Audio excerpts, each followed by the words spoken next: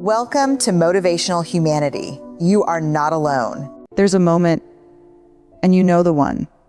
When you're standing in your own kitchen, maybe it's early morning, coffee in hand, and you catch your reflection in the window. And for just a split second, before your mind kicks in with its list of everything you need to do, you look at yourself. Really look. And something quiet inside you whispers, "Is this enough? Am I enough?" That whisper, that's what we need to talk about. Because that whisper has been following you for decades, hasn't it?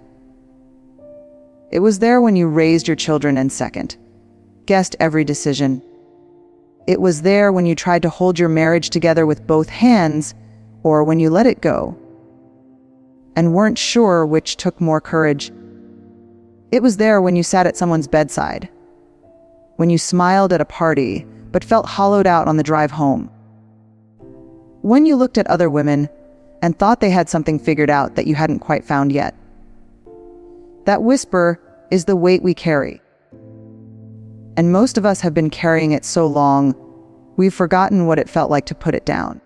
Here's what nobody tells you, not really, about the second half of life. They say it gets easier. They say wisdom comes. And yes, some things do soften.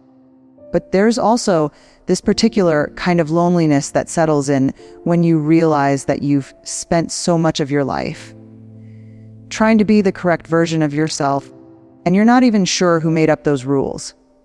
Was it your mother, the church, the neighborhood? The voice of a woman you admired who seemed so perfectly put together that her presence made you feel like an unfinished sentence. We've been chasing a version of ourselves that was never real. And I don't say that to break your heart. I say it because there is something breathtaking waiting on the other side of that realization. I want to tell you about a woman named Miriam. She's not famous. She's not in any book. She was 71 years old when she sat down across from me, and the first thing she said was, "I think I've been apologizing for being alive." Not literally. She hadn't been walking around saying sorry, but she'd been doing what so many of us do, shrinking, editing, smoothing down the rough edges of herself so that everyone around her would stay comfortable. She cooked the meals she knew her family liked, even when she was craving something else. She said, "I'm fine," with such practiced ease that she'd almost convinced herself it was true. She laughed off her opinions in conversations, trailing them with, "But what do I know?" That little verbal curtsy women of our generation learned early. And then one autumn, her granddaughter, 8 years old, fierce as a small fire, looked up at her while they were baking and said, "Grandma, why do you always say sorry?" Miriam didn't have an answer, and that silence cracked something open. She came to me not because she was broken, but because she was finally tired enough to be honest. That's the threshold, isn't it? That place where the exhaustion of performing finally outweighs the fear of being seen. Because being seen means being seen fully. The unspoken truths, the old wounds, the dreams that never got to breathe. The parts of yourself you tucked away in a quiet room inside you and told to hush. Here's what I've learned, both as someone who studies the human heart and as a woman who has lived in one. The gifts we most desperately need are rarely the ones we've been looking for. We spend so much time looking for the gift of approval, the gift of certainty, the gift of a life that makes sense when you lay it out flat and examine it. We want the clean narrative, the one where every hard thing was worth it, every sacrifice meant something, every version of ourselves was intentional. But the real gift, the one that changes everything, is the gift of imperfection. Not imperfection as resignation. Not, "Oh well, I'm a mess, what can you do?" No, I mean imperfection as a sanctuary, as the place you finally stop running from and start living in, as the quiet, radical act of deciding that the self you've been hiding, the one who gets it wrong sometimes, who feels too much, who wanted things she never said out loud, that self is not a problem to be solved. That self is the whole point. There's a particular kind of woman, maybe you've been her, who is magnificent at holding everyone else together while quietly falling apart herself, who measures her worth in how useful she is, who has never once, not really, believed that she deserved the same tenderness she so freely gives to others. If that lands somewhere in your chest right now, that's not coincidence. That's recognition. And recognition, my dear, is always the first step home. Let me ask you something, and I want you to sit with it rather than rush to answer. When did you first learn that you were too much? Maybe nobody said it in those exact words. It rarely happens that way. It was subtler than that. It was the look on someone's face when you got too excited about something. The way a room went quiet when you cried. The message, delivered in 1,000 small moments over years, that your needs were an inconvenience, your feelings were a disruption, your dreams were a little too loud for the space you were allowed to occupy. And so you learned to turn the volume down. You got very, very good at it. You became fluent in the language of fine. You mastered the art of making yourself easy to be around. And here's the painful irony. You were probably praised for it. Called strong. Called selfless. Called the one who holds it all together. Nobody told you that those compliments were also a kind of cage. Psychology has a name for the pattern that develops when we spend decades editing ourselves for other people's comfort. It's called chronic self-abandonment, and it doesn't announce itself dramatically. It doesn't come with a diagnosis or a crisis. It comes quietly, like a slow leak, one small compromise at a time. One silenced opinion, one swallowed feeling, one dream set aside just for now that somehow became forever. And the women I've worked with, women in their 50s, 60s, 70s, often describe a moment of reckoning that doesn't feel triumphant at first. It feels more like grief. Because when you finally stop and look honestly at how long you've been performing instead of living, there's a mourning that has to happen. For the years, for the versions of yourself that never got to exist, for the conversations you didn't have, the boundaries you didn't hold, the no's you swallowed because you didn't want to disappoint anyone. That grief is real. And I want to say this carefully. Don't let anyone rush you through it, not even yourself.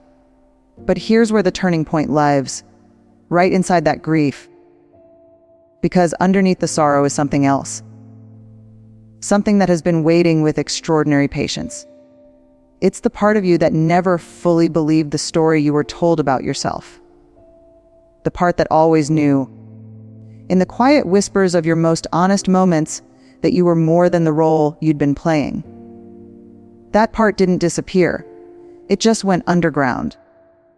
I think about what the researcher Brené Brown spent years uncovering, that the people who live with the most wholehearted joy aren't the ones who have their lives perfectly arranged. They're the ones who have made a deliberate, courageous decision to believe they are worthy. Not because they earned it, not because they achieved enough, not because everyone approves, but simply because they exist, worthy, as a baseline, not as a reward. For most women of our generation, that idea lands like a small revolution. Because we were raised on worthiness as transaction. You are good if you are useful. You are loved if you are pleasing. You belong if you don't take up too much space. And so the reframe, the real psychological turning point, isn't about learning something new. It's about unlearning something very old. I want to tell you about the moment Miriam turned. It didn't happen on a mountaintop. It wasn't a dramatic breakthrough in a therapy session. It happened on an ordinary Tuesday in the grocery store, when she stood in front of the floral display and felt an almost overwhelming desire to buy herself flowers. And then caught herself thinking, that's silly. That's wasteful. Who buys themselves flowers? She stood there for a long moment. And then she thought about her granddaughter's question, why do you always say sorry? And she picked up the most extravagant bunch in the entire display. Sunflowers and something purple she didn't even know the name of. She cried a little in the car. Not because it was sad, but because something in her recognized that this this tiny, ordinary act of choosing herself was something she hadn't done in longer than she could remember. That's what the turning point looks like for most of us. Not a lightning bolt, a sunflower. Here's the psychological truth that I want to anchor into you like a stake in the ground. Perfectionism is not about high standards. It's about fear. I know that might feel like a disruption if you've always thought of your perfectionism as a strength, as the thing that made you reliable, capable, the one people could count on. And in some ways, yes, it served you. It got things done. It kept you functioning through hard seasons. But underneath the doing was the fear. The fear that if you showed the unpolished version, people would see something they couldn't love. That if you let the mask slip, just once, the whole careful structure of being acceptable would collapse. So you kept the mask on. And the longer you wore it, the more it started to feel like your actual face. But here's what that mask cost you. It cost you the intimacy of being truly known, because you can't be deeply connected to people who only know your curated self. Real love, the kind that steadies you, that sees you in the morning before you've composed yourself, that love requires the real you to show up. The imperfect, uncertain, still figuring it out you. It cost you your own company. Because when you can't tolerate your own imperfections, you can never fully rest inside yourself. There's always that inner critic, that sharp-tongued voice that sounds suspiciously like someone from your past, cataloging your shortcomings and asking, why can't you just get it right? And perhaps most quietly, most painfully, it cost you the experience of your own life. Not the life you performed, the one you actually felt. There's a concept in psychology called the authentic self, and it sounds clinical until you experience it. Until you have one conversation, one moment, one Tuesday with sunflowers where you stop managing yourself and just are. And in that moment, something exhales, not just in you, but in the room, in the relationship, in the air between you and the people you love. Because authenticity is contagious in the most beautiful way. When you give yourself permission to be real, you quietly give everyone around you the same permission. Your imperfection, it turns out, is not the obstacle to connection. It is the connection. The women who've walked through this turning point, and I've had the profound privilege of sitting with many of them, describe it not as becoming someone new. They describe it as remembering. Remembering the girl they were before the world taught her to apologize for herself. Reconnecting with the parts they locked away for safekeeping and then forgot they'd hidden. Finding, sometimes to their astonishment, that those parts hadn't withered. They'd just been waiting. Waiting for you to come back and say, I see you. I'm not ashamed of you. You're allowed to come out now. So we've named the wait. We've traced it back to its roots. We've stood in the grocery store with the sunflowers and felt that first trembling exhale of recognition. Now comes the part that nobody talks about enough. Because here's what happens after the breakthrough moment. After the Tuesday with the flowers, after the conversation that cracks you open, after the quiet revolution of deciding you are worthy without earning it first. You wake up the next morning, and the inner critic is still there. The old habits are still grooved deep into your nervous system. The people in your life still expect the version of you they've always known. And you think, did anything actually change? Yes, and also, the work is just beginning. This is where so many women get discouraged and decide the whole thing was naïve. That the idea of living more authentically is beautiful in theory, but impossible in the actual weather of their actual lives. And I want to sit with you in that discouragement for a moment, because it's not a sign that you've failed. It's a sign that you're human, and that real transformation doesn't arrive in a single download. It arrives in layers. In the daily, sometimes tedious, sometimes luminous practice of choosing yourself again and again. It's not a moment, it's a direction. Let's talk about what that direction actually looks like. Not in abstract terms, but in the texture of a real day. The first practice, and I call it a practice because it requires repetition, not perfection, is what I call the pause before the performance. Most of us operate on autopilot in our relationships. Someone asks how we are, and before our brain has even checked in with our actual body, our mouth has already said, "Fine, busy, can't complain." Someone needs something from us, and before we've even assessed whether we have anything left to give, we've already said, "Of course, absolutely, I'll take care of it." The pause is the interruption of that autopilot. It doesn't have to be long. 2 breaths, maybe 3, just enough to ask yourself, silently, quickly, honestly, what is actually true for me right now? Not what's convenient, not what will keep the peace. What is true? You don't always have to say it out loud. Not yet. But you have to know it. You have to let yourself know it, even if the knowing stays quietly inside you while you navigate whatever the moment requires. That pause, that 2-breath gap between stimulus and response, is where your authentic self starts to find her footing. The second practice is one I think of as small rebellions. I'm not talking about blowing up your life. I'm not suggesting you say everything you've ever swallowed in one overwhelming flood.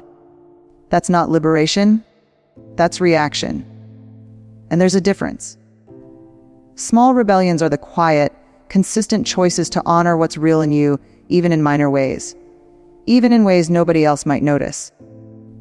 Ordering what you actually want from the menu instead of the thing that seems least fussy. Telling your daughter you can't talk right now because you're in the middle of something that matters to you. Leaving a party 30 minutes before you think you should because your body has been asking to go home for an hour and you've been ignoring it. Saying "I don't know" instead of manufacturing a confident answer you don't actually have. These feel small. They are small. That's the point. Because the women who successfully transform their relationship with themselves don't do it through grand gestures. They do it through the accumulation of small, honest moments. Each one builds something. Each one sends a message to the deepest part of you that says, your experience matters. Your needs are real. You are allowed to exist without justification. Do that enough times and something structural shifts. Now I want to talk about something that sits at the center of all of this, and it might be the most countercultural thing I'll say today. Asking for help is not weakness. It is the most advanced form of self-knowledge.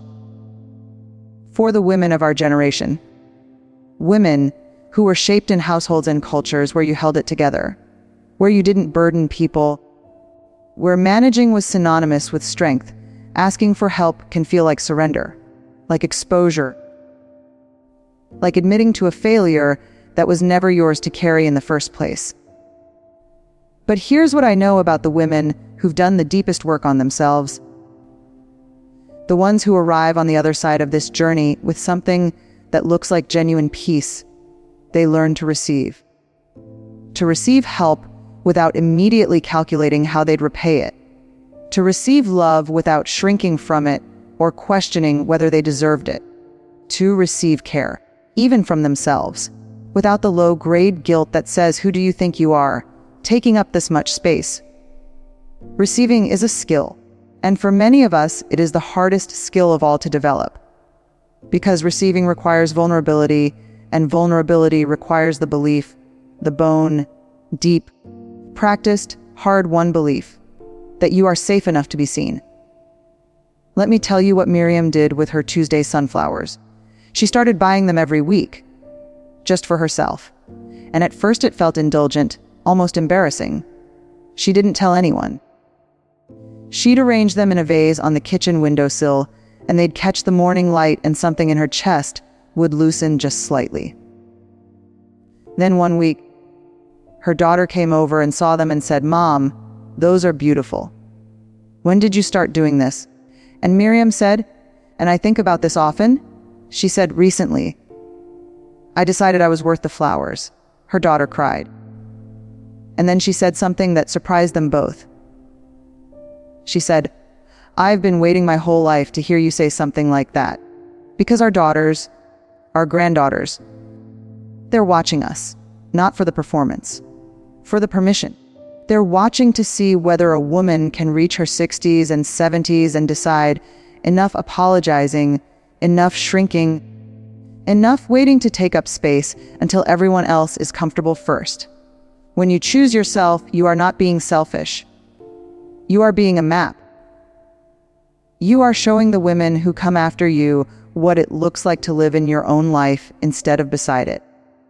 The third practice is the one that takes the most time and perhaps brings the most peace. I call it rewriting the internal narration. Because here's the truth about that inner critic. The one who sounds like your mother or your first husband, or that teacher who made you feel small in the third grade. She's not telling you facts. She's telling you old stories. Stories that were handed to you by people who were themselves wounded, themselves carrying unexamined weight, themselves products of their own painful inheritances. You absorbed those stories at an age when you had no defenses against them. When someone's voice became the voice in your own head, and you didn't even notice the handover happening. Rewriting that narration doesn't mean toxic positivity. It doesn't mean plastering affirmations over old wounds and pretending the wounds aren't there. It means something harder and more honest than that. It means learning to be a fair witness to yourself, not a cruel judge, not a desperate defender, a fair witness. Someone who can look at your choices, the ones that worked and the ones that didn't, without the verdict being, therefore, I am fundamentally flawed. Someone who can acknowledge the imperfections in your history without making them the whole of your identity. That voice, the fair witness, she's in you already. She's just been drowned out for a long time. The practice is learning to hear her. And then, gradually, choosing to believe her over the older, crueler voice. One more thing before we move forward, and I want you to really feel this one. Wholeness is not the absence of your broken places. It is the inclusion of them, the cracks in you. The losses, the failures, the compromises, the years you spent living for other people's approval. They are not evidence that you did it wrong. They are the texture of a life fully lived by a human being navigating the best she could with what she had. There is a Japanese art form called kintsugi, the practice of repairing broken pottery with gold. Not hiding the breaks, illuminating them. The philosophy being that the fracture is part of the object's history, and its history is what makes it precious. You are not a project in need of fixing. You are a woman in need of witnessing. And the most important witness, the one whose opinion will ultimately shape every other relationship in your life, is you. There's a particular kind of afternoon that comes in the later seasons of a woman's life. You might be sitting on a porch, or in a chair by a window with the light coming in sideways the way it does in autumn. Or maybe you're just pausing in the middle of an ordinary day. Dishes half done, the house quiet, and something settles over you that you can't quite name. It's not happiness, exactly. It's deeper than that, quieter. It's the feeling of being, for the first time in a long time, maybe for the first time ever, at home in yourself. Not because everything is resolved. Not because the grief is gone or the losses have been rewritten into something prettier. Not because you've achieved some final, perfected version of who you were always supposed to be. But because you've stopped fighting, stopped running, stopped turning away from the woman in the window and finally, turned toward her instead. That is the arrival. And I want to tell you, it is worth every step of the journey that brought you here. I've been a psychologist for a long time. I've sat in rooms with women at the beginning of their unraveling and women at the beginning of their becoming. And I've learned that the distance between those two places is not as vast as it seems from the outside. They often lie right next door to each other. The unraveling is the becoming. The moment you stop being able to maintain the performance is the same moment your real life has a chance to begin. The exhaustion that drives you to your knees is the same exhaustion that clears the ground for something true. This is not a comfortable truth, but it is a liberating one, because it means nothing was wasted. Not the hard marriages, or the difficult children, or the careers you gave everything to, or the dreams you set aside. Not the years of people pleasing or the decades of self-silencing. Not even the long, slow accumulation of fine when you were anything but. All of it, every bit of it, has been carving you into the woman who is sitting here right now. The woman who is finally tired enough and brave enough and ready enough to say, I want something different. I want something real. I want to live in my own life before it's over. That wanting is not selfish. It is sacred. I want to give you something now. Not advice. You've had enough of that. Not a list of steps. You know the way. I want to give you permission. And I know that you're someone who has spent a lifetime giving permission to everyone around you. Permission to need things from you. Permission to disappoint you. Permission to take up space in your life in ways that cost you more than they should have. So receiving permission, receiving it for yourself, may feel foreign, may feel unearned, may trigger that old inner voice that asks, who are you to be given this? Let it ask, and receive the permission anyway. You have permission to be finished with the version of yourself that existed only in service to other people's comfort. That woman was extraordinary. She held things together that would have collapsed without her. She showed up when she was running on empty. She loved people through their worst seasons while quietly white, knuckling through her own. She deserves to be honored, not abandoned. Honored as you step into what comes next. But she is not the whole of you. She never was. She was what the circumstances required. And the circumstances are changing. You have permission to let them change. You have permission to want things. Not practical things. Not things that can be justified to a committee. Things. The kind that live in the soft, unguarded center of you. The friendship that goes deeper than book clubs and pleasantries. The creative life that's been knocking on the door of your attention for 20 years.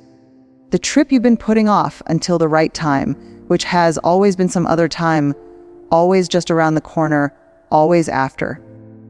After what? After is now, my love. After is this. After is you sitting in the afternoon light, realizing that the only person whose permission you've been waiting for has been you. You have permission to grieve without a timeline. For the relationships that didn't become what you hoped.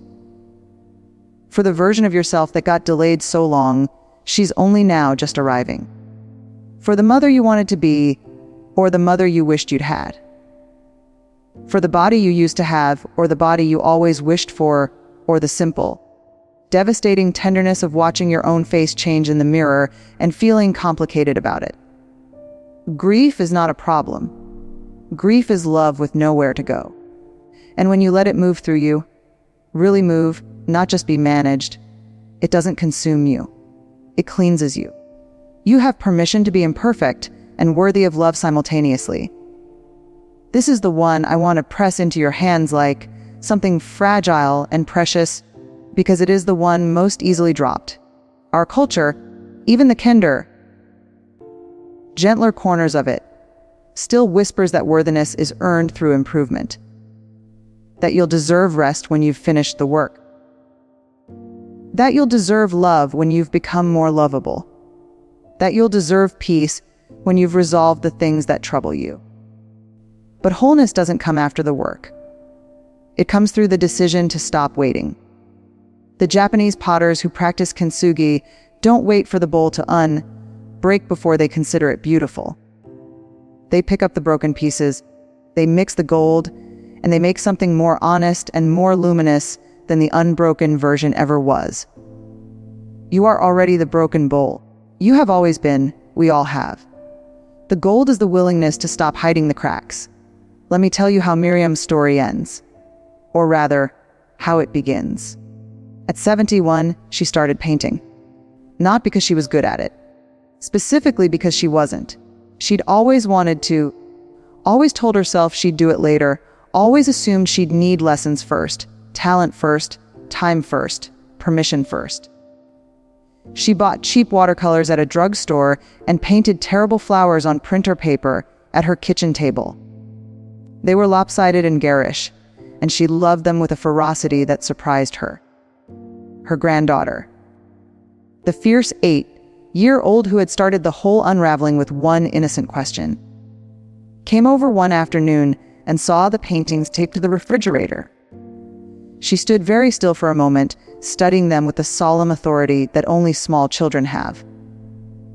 And then she turned to Miriam and said, "Grandma, these are so good." And Miriam laughed, really laughed. "The kind that starts in your belly and fills a room. They're really not," she said. "But I made them, and I love them anyway." Her granddaughter thought about this for a moment. Then she nodded as though Miriam had just said something very wise. "Yeah," she said. "That's how it should be. That's how it should be. You don't have to be finished. You don't have to be polished.